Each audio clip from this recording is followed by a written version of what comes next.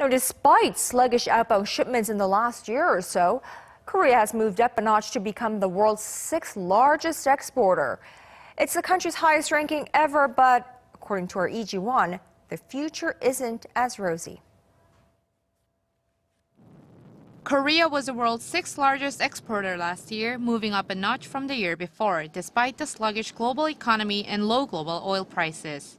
According to the World Trade Organization on Thursday, Korea's exports amounted to $527 billion last year, putting the country in sixth out of the 71 exporters surveyed.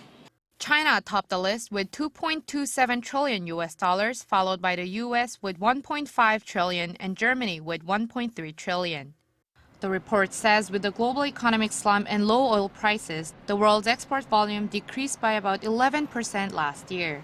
But the impact was relatively less severe for Korea, which saw its exports decline 8% last year from 2014, increasing Korea's share of global export volume. Korea has been rising in the WTO's ranking in recent years. In 2008, Korea ranked 12th. It moved up to 9th the following year, and now 7 years later has gone up 6 notches to 6th. But the news isn't all good. Korea has been suffering from sluggish exports for 13 straight months since January of last year, and could continue for a 14th month if the streak continues through this month. That's the longest period of decline since record-keeping began in 1970.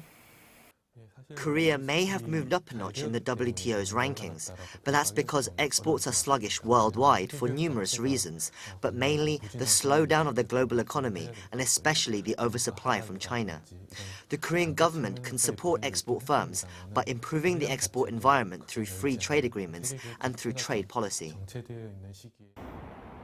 But analysts think that those solutions will not be enough as the problems originated outside of the country, meaning that they won't be resolved in the short term. That leads the analysts to predict that the downward trend will continue for a while. 이지원, 아리랑 뉴스.